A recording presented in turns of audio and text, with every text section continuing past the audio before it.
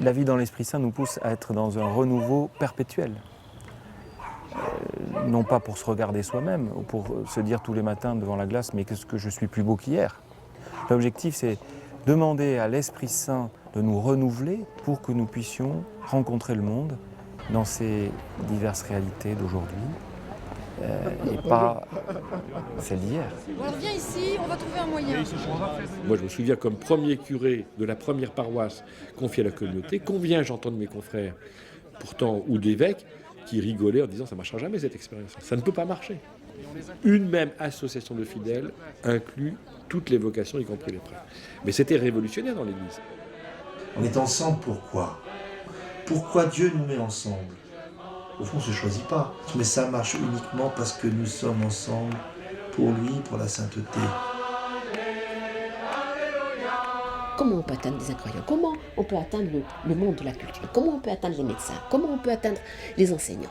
On se met ensemble, certes, pour se stimuler dans la vie chrétienne, mais pour aller dans le monde partout, de toutes les façons, annoncer l'amour du Seigneur.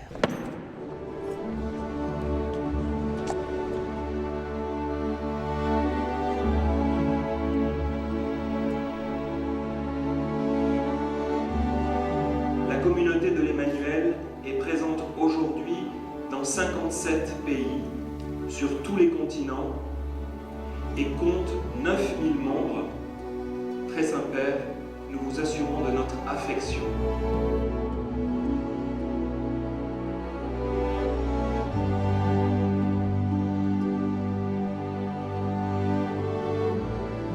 Chers frères dans l'épiscopat, chers amis, je suis heureux de vous accueillir alors que la communauté de l'Emmanuel se prépare à célébrer le 20e anniversaire de la mort de son fondateur, Pierre Goursat, dont la cause de béatification a été introduite l'an dernier.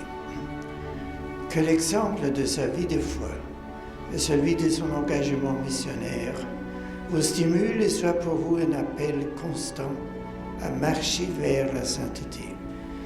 J'invite particulièrement votre communauté à vivre une authentique communion entre ses membres. La communion fraternelle est déjà une annonce du monde nouveau que le Christ est venu instaurer.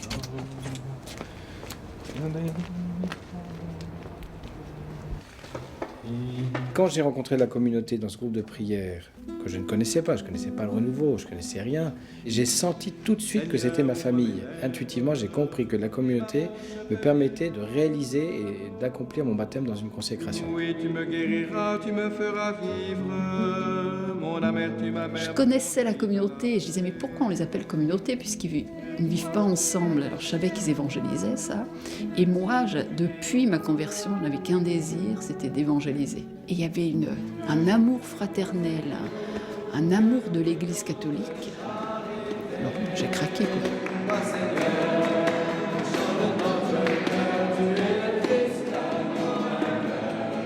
Moi, c'est dans la communauté que j'ai découvert que j'étais appelé à la sainteté. Je ne savais pas avant. Enfin, je voulais être un bon chrétien. Pour moi, c'est le moyen de, en permanence, se réajuster par rapport à cet objectif. Qu'est-ce que je veux faire de ma vie ? Je veux aimer le Christ et je veux être saint. L'horaire de rentrée normale, c'est avant 2h. Je sais pas, je pose la question. Je suis pas sûr. Tel horaire, il est souhaitable de... Je sais pas comment, il faudrait... Mais soit il y a une règle claire et le foyer il est verrouillé, ce qui paraît pas possible, soit ça. On peut quand même se poser la question de savoir s'il y a quelque chose de l'ordre du cadre de vie. De dire... Quand j'ai senti cet appel au sacerdoce, tout de suite j'ai dit au Seigneur, d'accord, mais pas tout seul. Donc c'était pour moi aussi presque intrinsèque que c'était avec des frères que je pourrais déployer mon sacerdoce. Et je dois dire, c'est pour ça qu'aujourd'hui, dans cette mission qu'on vit ici, on peut se déployer pleinement parce que de fait, dans la complémentarité des états de vie, on est portés les uns les autres, on se porte les uns les autres dans cette mission, quoi. C'est pas évident même à expliquer. On voit des jeunes ici, il leur faut du temps pour pressentir exactement quelle est la nature de nos relations. C'est pas parce qu'on a un frère prêtre qu'on appelle par son prénom, qu'on tutoie, qu'on prend nos repas ensemble, c'est un copain, quoi. Voilà. Donc il leur faut un peu de temps pour comprendre qu'on le reçoit comme frère, mais qu'on le regarde toujours comme un prêtre, et avec un immense respect pour son sacerdoce. Ce qui me touche aussi dans la communauté, c'est cette attention aux familles, que les familles ont toute leur place, quoi, et qu'on est considérés comme des familles, et donc que tout est fait pour qu'on ait bien notre place, quoi. Moi, je pense que ça m'aide à pas avoir justement un peu un cloisonnement. D'un côté, il y a ma vie communautaire avec ma foi, etc. Puis de l'autre côté, il y a le reste. Moi, je pense que ça m'aide à ce que tout soit imbriqué et qu'il n'y ait pas un cloisonnement. Que chante pour toi la bouche des enfants.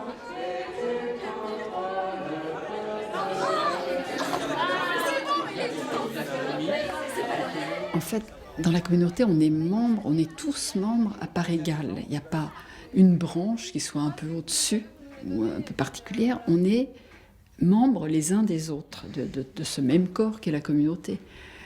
C'est pour ça qu'on a cette proximité, cette fraternité entre nous. Pour la mission, c'est exactement le même appel.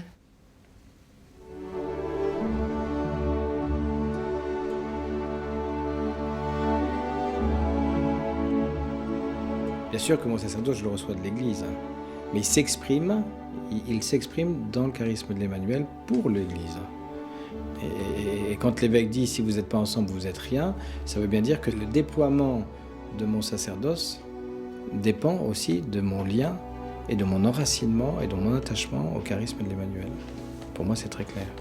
Du coup, ce n'est pas ma mission. Risque du cléricalisme pour les prêtres, où finalement on prend pour soi la mission qu'on a reçue pour. On est prêtre pour. Et ça, la communauté me le rappelle sans cesse, que je suis prêtre pour mes frères, je suis prêtre pour l'Église, je suis prêtre pour les petits, je suis prêtre actuellement pour les étudiants.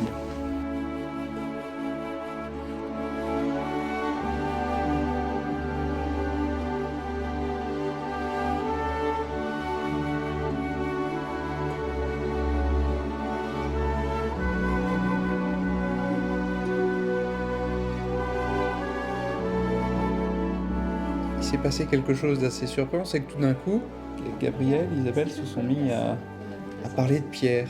On l'a pas connu, on le connaît parce qu'on disent nos frères, mais on avait l'impression qu'il parlait de notre... Enfin, on était en famille, et il parlait d'un membre de la famille qui les a frappés. Et il disait pas des choses extraordinaires sur Pierre. Et je me souviens que Pierre me disait souvent, il me disait « Gabriel, le feu, hein, le feu. » Avant que Pierre meure, pour moi, la communauté avait été fondée par le Saint-Esprit. Donc je ne voyais rien, je ne comprenais pas ce qui se passait. Mais quand on a mis le cercueil de Pierre en terre, tout d'un coup, l'Esprit Saint m'a fait comprendre, ça y est, la communauté est fondée. C'est-à-dire que j'ai compris à ce moment-là que Pierre était fondateur. Mais avant, je ne l'avais absolument pas réalisé. Donc, à la fois, Pierre est cheville ouvrière de cette œuvre, et en même temps, comme il l'a dit lui-même, on m'a mis dans une fusée et on est parti, j'ai dit oui, et puis ça m'a complètement dépassé.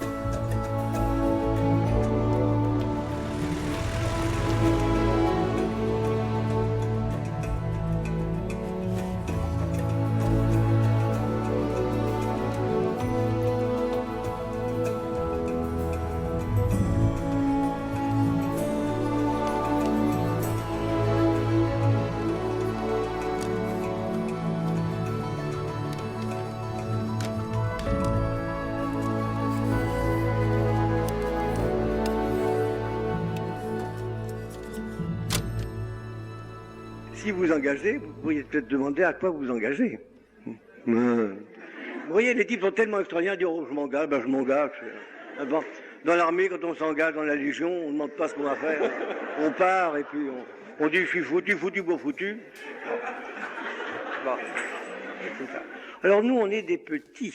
Alors, nous, on s'offre à l'amour miséricordieux. Et Jésus est encore bien plus content. Parce qu'il dit au moins, ils n'ont pas du tout d'amour propre. Ils disent, vous voyez, je suis un grand type, je meurs, Seigneur, pour toi. Non, on dit, Seigneur, je voudrais bien mourir, mais j'arrive pas.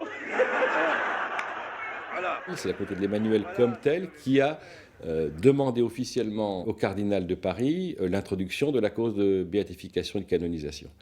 Et donc la communauté de l'Emmanuel est l'acteur de la cause. Et la première chose qu'a fait le modérateur, à l'époque c'était encore Dominique Vermersch, c'est de nommer le postulateur qui, donc, lui, sera chargé. Le postulateur de la cause de canonisation est un peu, autrefois s'appelait l'avocat. C'est celui qui prépare tout le dossier, qui défend les arguments. Et en face, il y a un tribunal qui, de façon objective, essaye d'auditionner les témoins, de chercher les éléments éventuellement défavorables. Et bon, c'est un processus qui dure quelques années. Je sous-signais Francis Caunes. Je jure que, faisant abstraction des personnes, je remplirai avec fidélité et diligence la tâche qui me revient dans le procès informatif sur la cause de canonisation du serviteur de Dieu, Pierre Boursat. Que Dieu me soit en aide, ainsi que les saints évangiles que je touche de la... Ayant très bien connu Pierre, à la fois j'ai senti ça comme, non pas un honneur, mais une grâce, et puis l'occasion d'approfondir, enfin avec du recul, parce que ça fait quand même 20 ans qu'il est mort, puis moi je l'ai connu il y a 40 ans, hein, plus de 40 ans, donc d'approfondir tout ce qui a été vécu, et personnellement avec la communauté. C'est tout ce qui peut concerner la vie de Pierre. Alors ça, c'est un travail de détective, d'historien, et puis, mais pour l'instant, c'est la collecte. Ça se passe à côté de la basilique. D'abord, Pierre était un homme de l'oral. Enfin, c'était très peu un homme de l'écrit. Comme c'était les débuts de la communauté, que c'était pas, on l'a dit, la grande organisation, et que Pierre, lui, n'était pas du tout un esprit d'archive, pour un procès de canonisation, ça ne suffit pas. On s'est aperçu qu'il y a beaucoup de gens, qu'il y en a un certain nombre de gens de la communauté, il y en a beaucoup qui ont connu Pierre, même un peu, qui n'ont jamais témoigné, et des gens de l'extérieur. Alors, où on va enregistrer les gens, avec un petit magnéto, ou par téléphone, ou on les invite à écrire. Mais ça, c'est un travail aussi, mais c'est aussi passionnant. L'Emmanuel est cette communauté dont on ne connaît pas le fondateur. La tendance humaine, c'est toujours de mettre en valeur les responsables, c'est normal, y compris dans l'Église. Et Pierre a toujours eu, lui, ce désir de s'abaisser devant Dieu, de s'effacer devant les autres. Et même comme responsable, il n'encourageait pas le culte de la personnalité. C'est pour ça que Pierre était assez peu connu, et encore assez peu connu. Et le fait qu'il ait renoncé librement de son vivant au gouvernement de la communauté et l'ait préparé, Pierre savait qu'il fallait transmettre le flambeau de son vivant pour que précisément ça continue. Alors Seigneur Jésus, aide-nous, hein, vraiment, aide-nous tous. Ah ouais, vraiment. Fais qu'on ne s'endorme pas, parce que c'est pas la peine d'être la plus grande communauté d'Europe, d'ailleurs je sais pas si c'est vrai.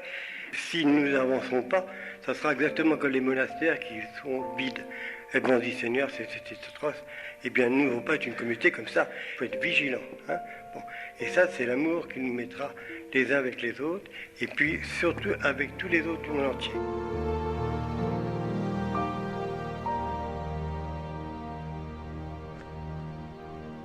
Ma rencontre avec la communauté est liée d'abord à une relation d'amitié avec un couple qui était membre de la communauté, alors que j'avais 17 ans, 18 ans. C'était les premiers membres de l'Emmanuel, des couples essentiellement, et jeunes. Et parmi eux, il y avait donc Pierre Boursat qui m'avait invité, mais que je ne connaissais pas.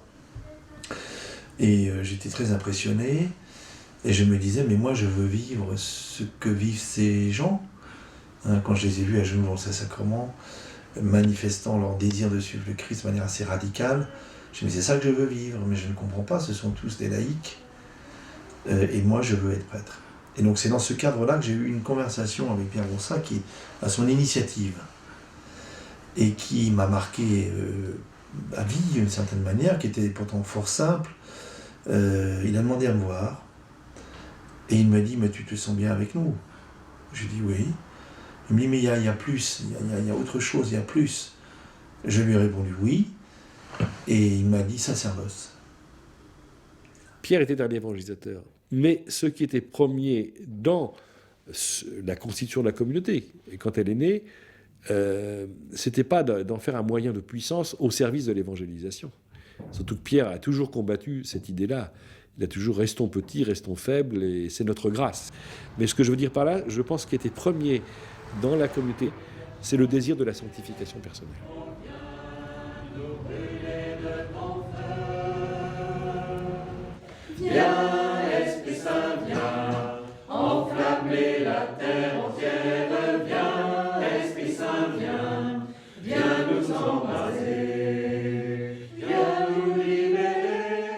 j'ai rencontré Pierre par l'intermédiaire d'un de ses amis anciens, le père Caffarel, fondateur des équipes Notre-Dame.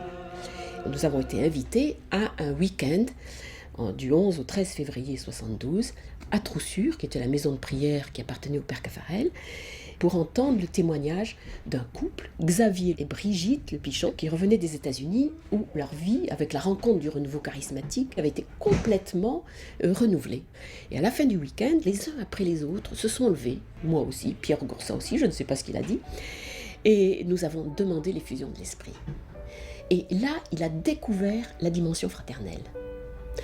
Et il a cru que c'était vraiment un don de l'Esprit Saint, que l'Esprit Saint unissait les personnes entre elles pour les envoyer. Pierre a invité un certain nombre de jeunes qu'il connaissait pour présenter cette nouvelle Pentecôte. Et j'ai été invité parmi ces jeunes, on était peut-être une 20, 30 jeunes, et c'était, autant que je me souvienne, en mai 72. Et à la fin de ce témoignage qui m'a touché, mais à l'époque j'étais quand même très en retrait par rapport à la foi et très intellectuel, ça m'a à la fois beaucoup touché et en même temps je me suis dit c'est trop beau pour être vrai. Enfin, je veux dire, c'est un scénario à l'américaine, quoi. Il était à ce moment-là secrétaire général de l'Office catholique du cinéma français. Je ne sais pas si j'étais son confesseur ou son père spirituel, je ne crois pas. Disons que c'est un petit peu le confident, plutôt. Hein. Il m'a dit, voilà, j'ai reçu un appel du Seigneur pour fonder dans l'Église un mouvement dans lequel il y aura adoration, compassion et évangélisation. Il y a eu un grand silence, hein, longtemps. Il me dit, qu'est-ce que tu penses de ça? Moi, qui m'eût dit que j'allais avancer avec Pierre d'une façon tellement simple et tellement évidente, alors que vraiment, nous avions 30... Je n'ai même pas réalisé que nous avions 30 ans de différence. Et je n'ai même pas réalisé qu'il m'intimidait beaucoup, 1 heure avant, et que 3 heures après, on était frères et sœurs comme ça, sans même se poser de questions. 5 mois plus tard, nous étions 50. Et à ce moment-là, il a fallu qu'on se sépare en 2 groupes. Et Pierre disait, mais il faut vraiment qu'on ait un nom, parce que si on se divise, c'est pas parce qu'on ne s'entend pas, on s'entend très bien. C'est le même groupe, mais c'en est 2, à 2 lieux différents, mais c'est la même chose. Donc il faut qu'on ait un nom commun qui montre que nous sommes les mêmes. Et nous avons reçu le nom d'Emmanuel. Ce n'est pas ni Pierre ni moi qui l'avons reçu en premier. Par contre, nous l'avons reconnu. Et ça, il y a eu une unanimité pour dire oui, c'est ça. La péniche a commencé bien avant, ou en tout cas avant le début du groupe de prière. Et quand il a réuni un certain nombre de jeunes dont j'étais, c'était d'abord pour bricoler, pour remettre en état cette péniche, c'était une simple barge sans rien, etc., dont l'objectif premier n'était pas du tout de faire une communauté ou un lieu, c'était un centre d'accueil, de prévention contre la drogue. Alors, on va aller dans le bureau du modérateur. Alors, tu regardes, c'était pas du tout comme ça.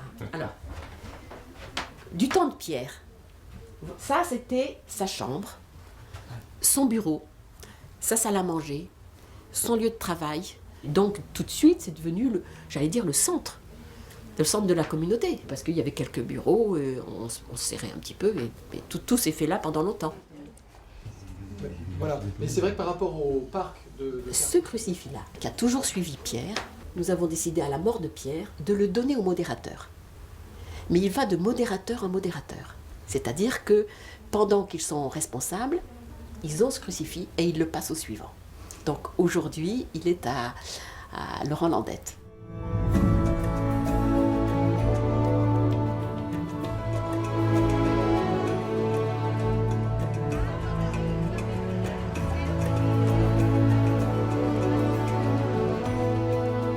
En rencontrant la communauté, j'ai découvert cette joie, cette espérance, ce feu.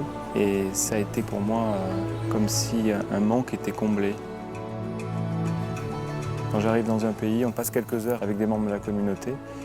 Et malgré cet éloignement géographique et puis le fait qu'on ne se soit jamais vu auparavant, eh bien, on se reconnaît tout de suite comme frères et sœurs, oui, vraiment.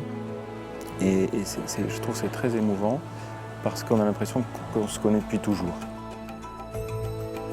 Limite, j'aurais pu découvrir ça dans un pays et puis dire, bon, mais c'est bien que ça soit en Pologne ou en France ou en Asie ou en Amérique, mais c'est partout. Et ça, et pourtant, on n'a pas de stratégie vraiment de fondation, mais en même temps, c'est très émouvant de voir que c'est donné. C'est donné comme par grâce.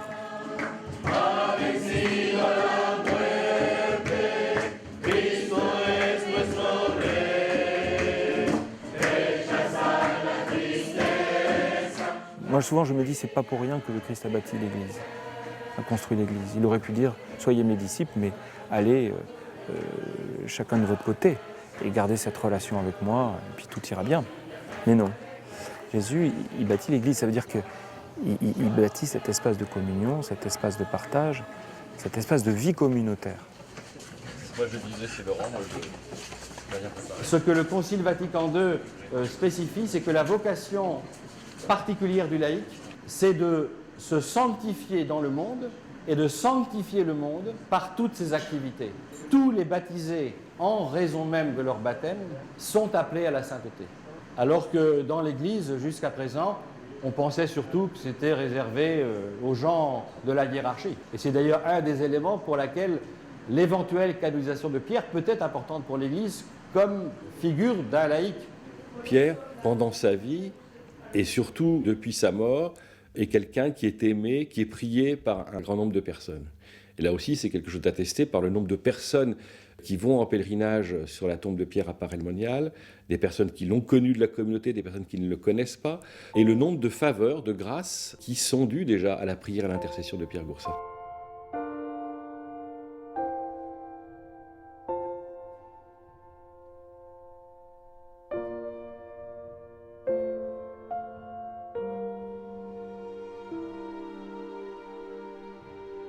Sabía leer a través de tenía un gran discernimiento y que a través de mirar a la persona podía leer su alma, decían los hermanos Juan y Cecilia Convé.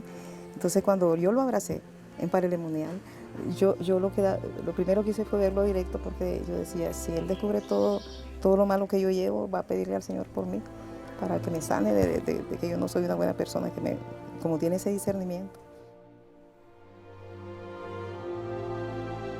Concession devait accoucher par césarienne et à la suite d'une erreur médicale, elle s'est retrouvée complètement paralysée. Le 25 avril 91, un mois jour pour jour après la mort de Pierre, Concession qui souffrait beaucoup donc était dans son lit, elle priait comme toutes les nuits et à ce moment-là, elle a vu Pierre en songe. Era él. No lo vi cuerpo entero, solo de esta parte para arriba, porque lo demás era difuso. Muy lozano y sonriente, no lo conocí, yo lo conocí sonriente, pero muy delgadito y y me dijo, te quiero caminando. Et puis, elle a essayé peu à peu, elle a fait quelques pas et elle a commencé à marcher quasiment normalement. Et quand elle disait à son mari, eh bien, je marche, son mari disait, c'est bien, tu marches. Era algo que para mí, con las consideraciones del diagnóstico médico, era algo imposible. Entonces, en términos prácticos, eso no podía ser. Me decían que me creían que caminaba, pero solamente sí. Pero cuando me vieron, yo les dije, bueno, vengan a tomarse esta sopa, porque yo camino, aquí está pues, vean que yo camino, y lloraron. Saltaron.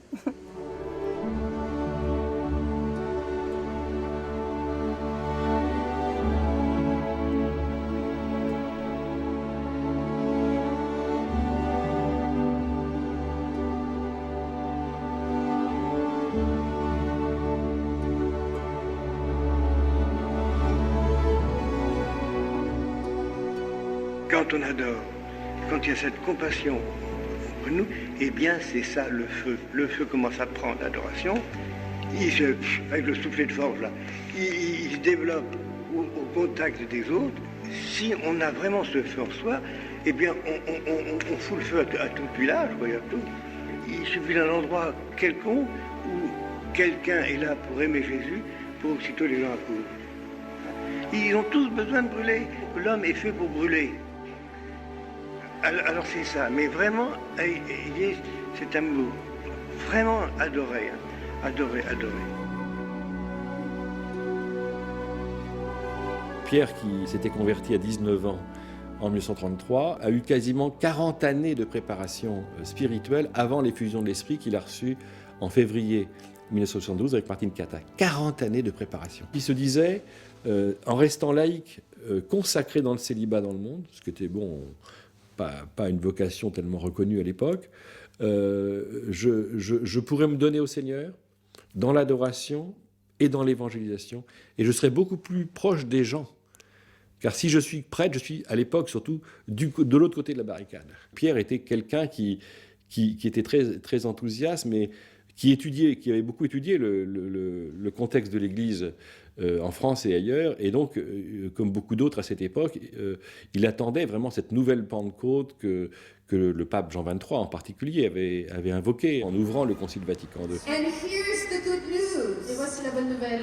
Your conversion Votre conversion will change the world. va changer le monde. Your effusion of the Spirit Votre effusion de will l'Esprit evangelize all of France. va évangéliser toute la France. When you say yes to God, What happened that night in that chapel, February 18th, 1967, I was a little 20-year-old girl.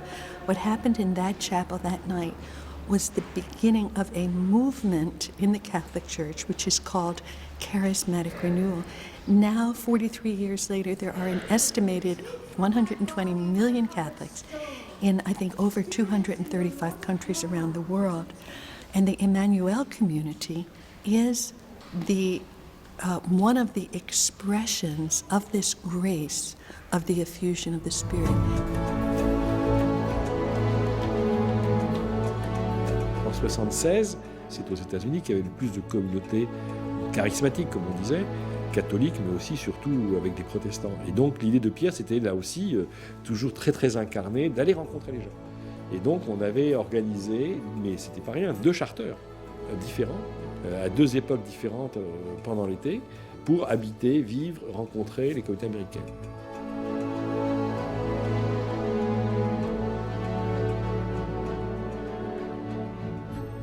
En tout cas, pour Pierre, ça a été décisif. Ce voyage aux États-Unis, on pourrait dire, lui, il savait très bien ce qu'il allait faire, mais non. Ça a été décisif parce qu'il a vu dans cette communauté des gens qui priaient. Il a vu qu'il y avait entre eux une grande charité fraternelle. Il a vu qu'ils posaient des choix dans leur vie, des choix dans leur travail, pour ne pas suivre le monde, mais pour avoir du temps réservé à la prière, aux œuvres apostoliques, etc. Et puis un autre point aussi, certains parmi eux étaient en communauté, mais non résidentielle, ne vivaient pas tous ensemble. Et il s'est dit, mais voilà, il n'y a rien qui nous empêche de commencer. Et d'être en communauté non résidentielle, c'est quand même une solution pour Paris. Et en 1976, donc Pierre et Martine ont décrété, si j'ose dire, cette première retraite communautaire qui devait avoir lieu pendant 3 semaines, mais qui était tellement intense qu'elle a duré que 2 semaines, je crois. C'est-à-dire que, et là encore, la plupart travaillaient ou étaient étudiants, c'est-à-dire que tous les soirs, après le travail, on se retrouvait de 18h30 à 22h dans un lieu à Paris pour prier, pour partager, et chacun à notre tour, enfin du moins certains d'entre nous à qui Pierre l'avait demandé, donner des enseignements qui étaient tirés de ce qu'on avait reçu des États-Unis, mais réadaptés, réinterprétés à notre façon. Et au bout de 2 semaines et demie, pas 3 semaines, la plupart ont dit, nous on veut une maisonnée, on veut un accompagnement, et la communauté s'est structurée telle qu'elle est aujourd'hui. Enfin, les choses évoluent, mais si tu veux, sur le fond, c'était fait à ce moment-là.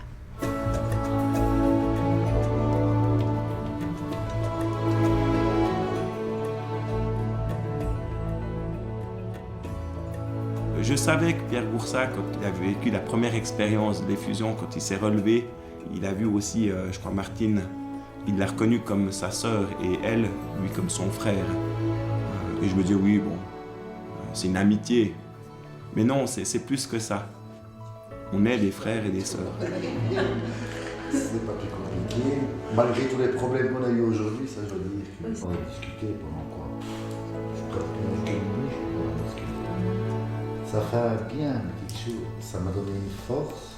Mais je remercie quand même Seigneur de m'avoir montré un tout petit peu combien il nous aime chacun de nous individuellement. Quelque part, j'ai devant moi des gens qui veulent suivre le Seigneur, mais concrètement, jour le jour. C'est-à-dire que je vois des pages d'Évangile devant moi, et ça me réconforte parce que je me dis, ben, je peux continuer à parler, je peux continuer à prêcher, je peux continuer à dire que, voilà, que l'importance de prier, que c'est important de prier, que c'est important de mettre Dieu aussi dans son travail, parce que je vois que ça marche.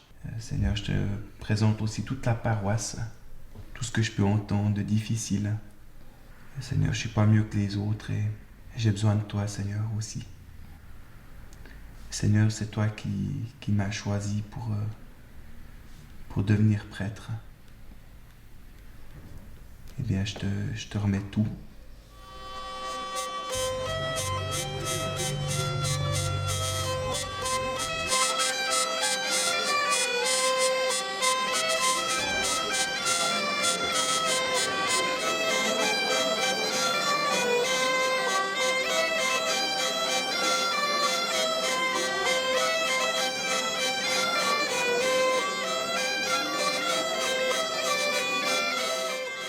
Il y a une tristesse de la solitude qui est absolument incroyable, et particulièrement le jour de Noël. Pour quelqu'un qui est seul, là, il est vraiment seul. Le premier Noël, on était 2. Le deuxième, je pense, une centaine. Et puis après, c'est monté à 150, jusqu'à 280. Les paroissiens, moi, je les considère aussi comme des frères et des sœurs. Plus maintenant qu'avant, quand je n'étais pas dans les manuels. Mais moi, j'ai envie de dire, même aux gens qui nous entourent, vous, votre tâche, c'est de nous pousser à être plus de l'Emmanuel. Alors des fois, ils sont un peu interrogatifs, mais ils me disent, mais pourquoi? Je dis, parce que si Dieu m'a voulu là, c'est là que je porterai du fruit. Et si je porte du fruit, ce sera aussi pour vous. Plus il s'approche des autres, plus il s'approche de la joie. Et il se rend compte que son papa et sa maman, que ses frères et sœurs, sont un cadeau plus grand que quoi? Que ses jouets.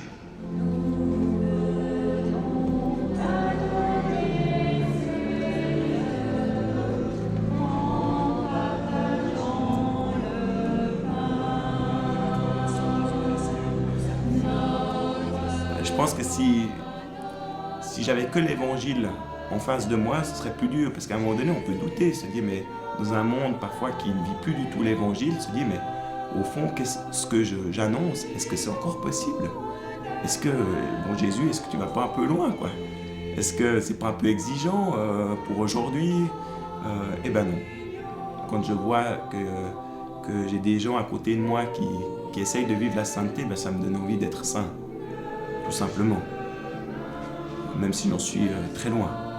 En tout cas, j'ai le désir. Et puis, je suis un prêtre heureux.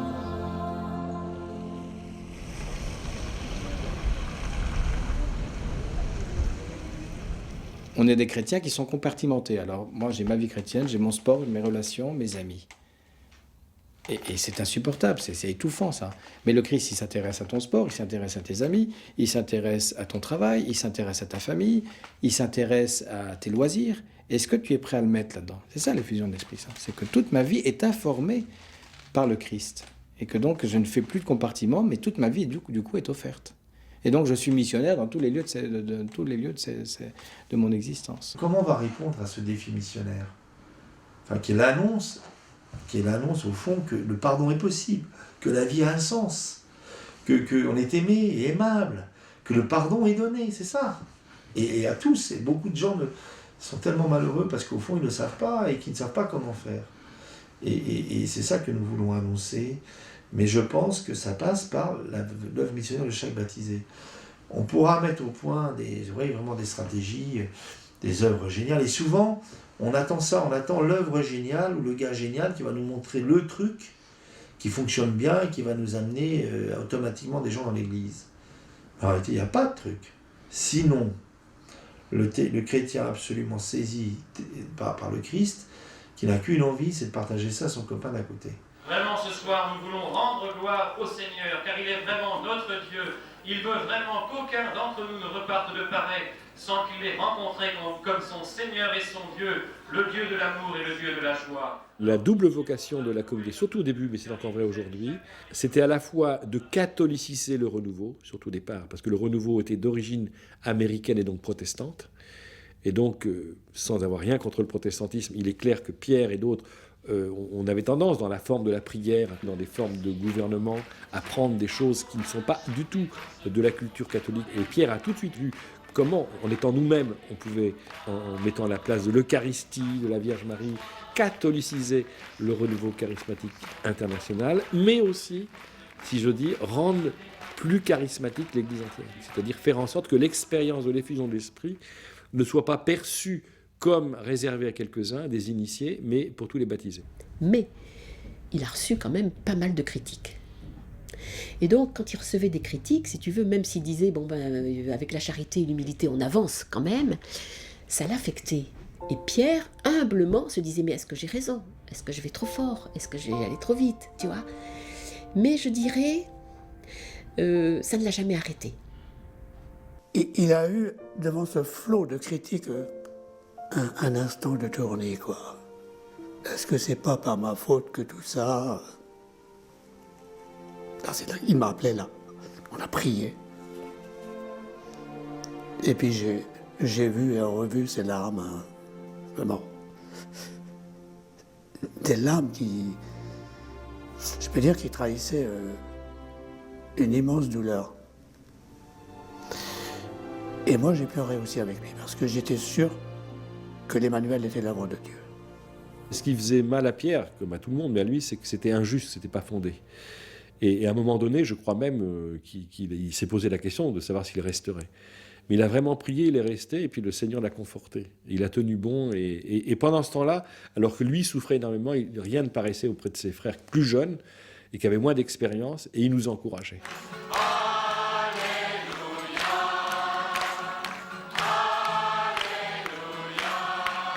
Pierre a été en première ligne. C'est sa relation avec le Seigneur qui l'a fait tenir et qui lui a donné cette force extraordinaire pour aller de l'avant. Il n'y a jamais eu de plan disant voilà ce qu'on va faire. C'est les événements qui ont enchaîné les choses. Pierre en avait confiance, mais le cardinal Swenens, qui a très bien connu la communauté, le cardinal Swenens est décédé maintenant, un cardinal belge, a été l'un des 4 modérateurs du Concile Vatican II. Et il voyait très bien dans le renouveau charismatique catholique en général et dans l'Emmanuel en particulier ce qu'il appelait un prototype, ce qui allait permettre de mettre en œuvre concrètement la vision nouvelle Vatican II, l'importance de l'Esprit Saint, des dons et des charismes. Et c'est le cardinal Swenens qui a fait insérer dans le Concile la mention des charismes qui n'existaient pas. Cette dimension de l'appel à la sainteté pour tous, du peuple de Dieu, et du rôle particulier des laïcs, en lien avec les autres vocations. Du Vatican, puis de nombreux diocèses, se sont mis à éclater les jugements les plus enthousiastes sur le renouveau. Certains grands théologiens ont reconnu leurs torts en prétextant des erreurs de langage ou d'interprétation excessive de phénomènes. Et Pierre riait de tout son cœur.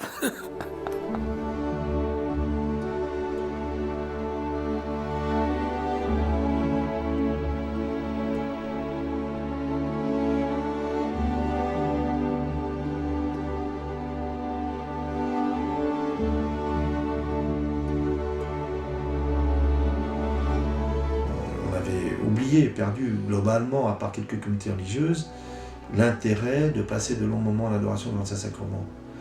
Aujourd'hui, même dans un diocèse comme le mien, c'est pratiquement courant partout. Une majorité des paroisses ont des temps d'adoration proposés à tel moment de la semaine, même dans certains rassemblements de jeunes, aujourd'hui c'est acquis. Et ça, c'est clair que cette redécouverte est due pour une part à l'Emmanuel, mais alors Pierre Goursat y est pour beaucoup, ça c'est clair. C'est ce que disait le cardinal 23 de lui, il disait, c'est étonnant ce fondateur, il a fait tout ce que les autres ne faisaient pas à un moment où on disait qu'il ne fallait pas le faire. Et je pense que l'une des vocations de l'Emmanuel, je ne dis pas que c'est que elle, c'est de faire des propositions missionnaires parfois simples, et que d'autres peuvent reproduire. Un monde où tu pourras dire je t'aime. Il n'y aura plus rien à cacher, oh non. L'histoire biblique, c'est une histoire de nomades et de sédentaires qui se rencontrent, qui se frictionnent, mais qui avancent ensemble. À travers la communauté, ce qui m'a toujours touché, à travers Pierre Goursat, à travers la communauté, c'est qu'ils ont venu nous rejoindre dans notre culture. C'est le Seigneur qui vient nous rejoindre dans notre culture. Et c'est ça qui est extraordinaire. Parce que c'est pas évident. Moi, comme nomade, j'ai besoin de mes frères sédentaires. Pour que je puisse être, je dirais, à la fois chrétien, tout en respectant ma mentalité de manouche, de gens du voyage, quoi. Hein. Et ça, c'est extraordinaire. Et ça rejoint vraiment l'Emmanuel, Dieu avec nous, qui vient nous rejoindre dans notre vie, dans notre culture.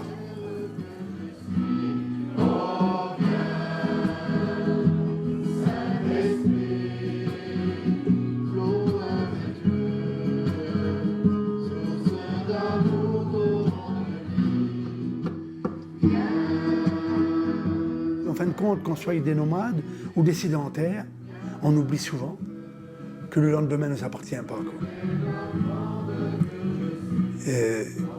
Et puis que le Seigneur nous a fait pour la vie éternelle. On doit être tous des nomades.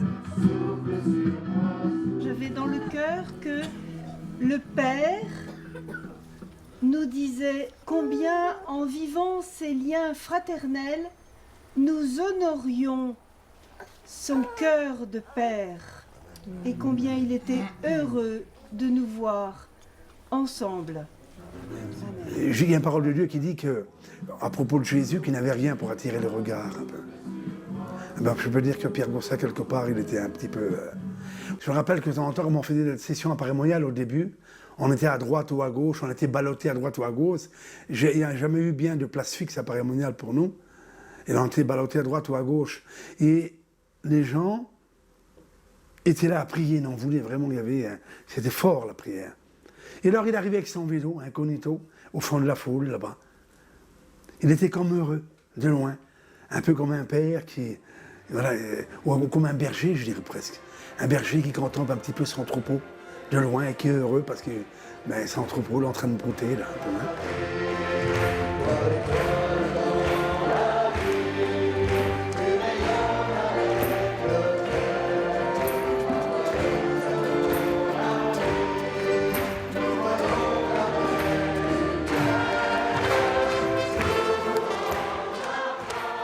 Le renouveau, c'est pas hier. Le renouveau, c'est pas il y a 40 ans. Le renouveau, c'est aujourd'hui. C'est maintenant, ici. Voilà.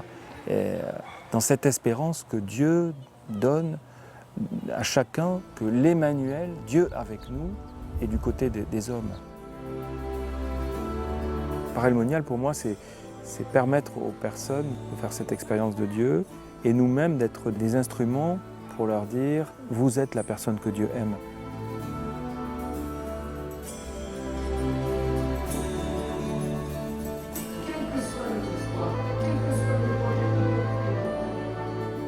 Et puis, vous avez des gens qui viennent vous dire Dieu a changé ma vie. J'ai découvert Dieu dans ma vie et je ne vais pas repartir pareil. Voilà. Non, mais ouais, effectivement, c'est Dieu, parce que c'est pas nous, quoi.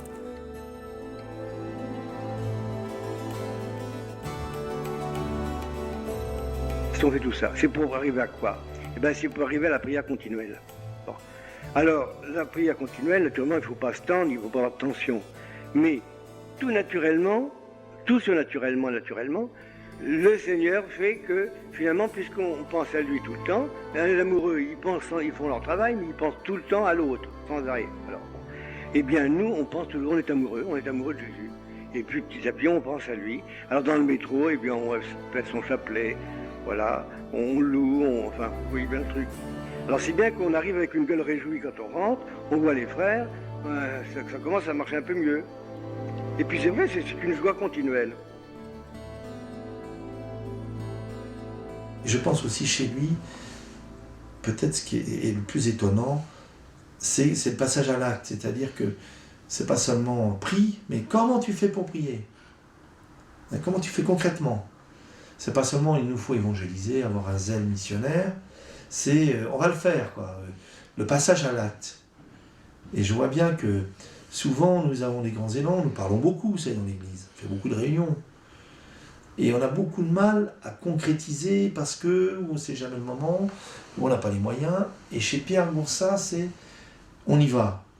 Et il avait ce propos qui revenait souvent dans sa bouche, c'est avance, avance, avance. Pierre donnait par son attitude la radicalité. Donc il nous appelait, mais il nous tournait vers le Seigneur. Donc on n'imitait pas Pierre, en fait. Voilà, on n'imitait pas Pierre.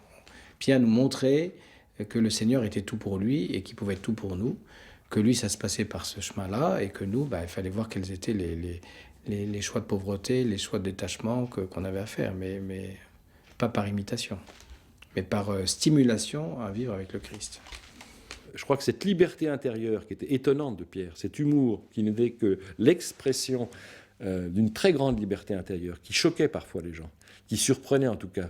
Il était le même avec un évêque, avec un cardinal ou avec le clochard du coin. Il avait la même dégaine, la même allure. Il mangeait sa biscotte dans l'ascenseur, son yaourt dans la voiture, parce qu'il avait simplement besoin de manger pour tenir le coup, et il s'en excusait quand c'était un hôte éminent, mais il avait cette simplicité qui a touché tous les gens, et cette liberté de ne pas se prendre au sérieux, et je pense que, en tout cas moi, il m'a beaucoup appris, je pense à d'autres, justement qu'on pouvait faire beaucoup de choses en apprenant à compter non pas sur ses propres forces, mais sur le Seigneur. Moi je crois que le monde a besoin d'hommes courageux. Notre monde aujourd'hui a besoin d'hommes courageux, d'hommes et de femmes courageux, vraiment qui se donnent, qui n'ont pas peur, quoi, qui sont libres. Ça, je crois que... Et moi, je vois dans la figure de Pierre cet homme-là.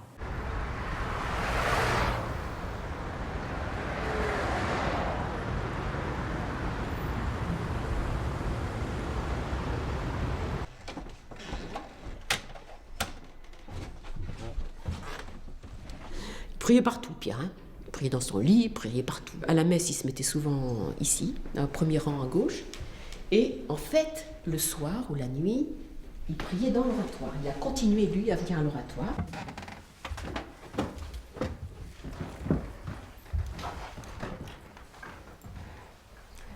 Alors, là, nous sommes tout à fait au fond de la péniche. Et ça reste un lieu très particulier de prière, d'adoration. Alors, vous voyez, il y a le Saint-Sacrement de ce côté-là et il est de l'autre côté. Ça, c'est depuis l'origine. C'est super, je trouve. Tu vois, c'est ça, Pierre. De la fantaisie, l'originalité, le sens pratique en même temps. J'étais de passage à Paris, à la péniche, et je n'avais pas célébré l'Eucharistie. Et donc, je vais célébrer l'Eucharistie dans la petite oratoire. Et Pierre n'avait pas eu la messe, donc il s'est dit je vais venir à la messe. Donc on était tous les deux, donc j'ai célébré la messe. Il était très ému, c'était dans son fauteuil, cette espèce de chaise longue là. Et il a voulu absolument se mettre à genoux au moment de la consécration. Alors j'ai dû m'interrompre, l'aider. Puis après il n'arrivait pas à se relever, donc j'ai dû l'aider à se relever. Et puis je célèbre la messe, j'en termine, et au moment, après la communion, tout d'un coup, il y avait un moment très émouvant. Il s'est levé de sa chaise et il s'adresse à moi, il me dit « Yves, tu comprends, il n'y a que l'humilité. La seule porte d'entrée de la vie chrétienne, c'est l'humilité. Il n'y a que l'humilité. » Il était très ému, moi aussi, pour être très honnête. Et puis on a terminé la messe comme ça, et je ne l'ai jamais revu vivant. Cette fin de sa vie, bien qu'il vivait sur la péniche, entouré d'un certain nombre de personnes, forcément... D'abord, il était beaucoup fatigué, il était aussi beaucoup plus seul, quoi. Et donc, je crois que c'est aussi un mystère que Pierre, pendant quelques années, donc, un peu comme le grain de blé retombe en terre, très discrètement, voilà. Il tombe, il meurt, et c'est parce qu'il meurt qu'ensuite il peut porter du fruit.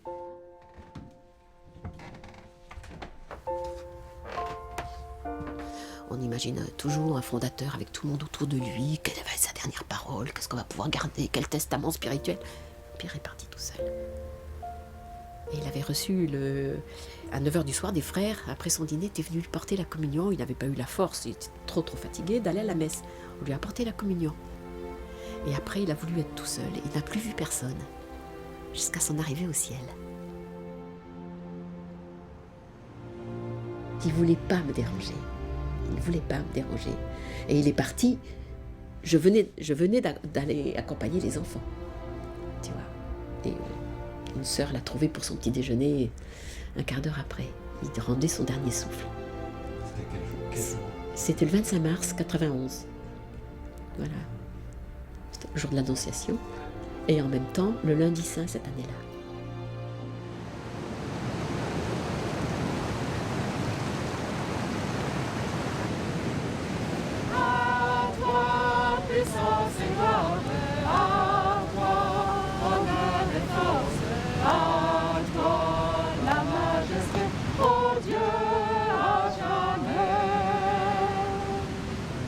Ça crée en moi le désir de me donner davantage. Et c'est vrai, quand je vois les sœurs adorer, alors je me dis, bah ouais, moi j'adorais ce que j'adore assez. Ou quand je vois les familles, la famille avec les enfants, je me dis, mais est-ce que je suis vraiment prise avec le monde? Voilà, moi ça m'aide beaucoup à vivre mon sacerdoce dans la joie de... On s'aide vraiment mutuellement. Je suis particulièrement touché par le fait qu'on nous demande d'être nous-mêmes, c'est de vivre la grâce et le charisme de la communauté, et pas simplement de remplir une fonction ou un rôle ou un service qui pourrait être utile. Une des sources de la vie spirituelle de Pierre Goursat, c'était l'humilité. Et le fait qu'on doive recevoir les uns des autres sans arrêt la mission et donc la sanctification et la mission, c'est toujours accepter qu'on n'est pas le centre. Et ça nous garde. Vraiment, c'est comme une espèce de pédagogie de Dieu pour nous dire, écoutez, vous êtes géniaux ensemble, mais quand vous êtes seuls, c'est moins bien, quoi. Donc faites-le ensemble. Et du coup, ça nous apprend à mesurer que voilà, je dois aussi m'effacer devant mon frère et ainsi m'effacer devant le Seigneur. Bon, alors tout ça, je ne vous ai pas appris grand-chose de plus. Je vous l'ai quand même dit parce qu'il faut quand même savoir à quoi on s'engage. Mais l'essentiel, c'est l'amour. Hein. C'est vraiment savoir que Jésus est vivant, qu'il nous appelle, qu'on veut se donner à lui, qu'on veut sauver le monde par la croix avec Jésus, et puis qu'on est heureux de l'aimer. Voilà, c'est ça.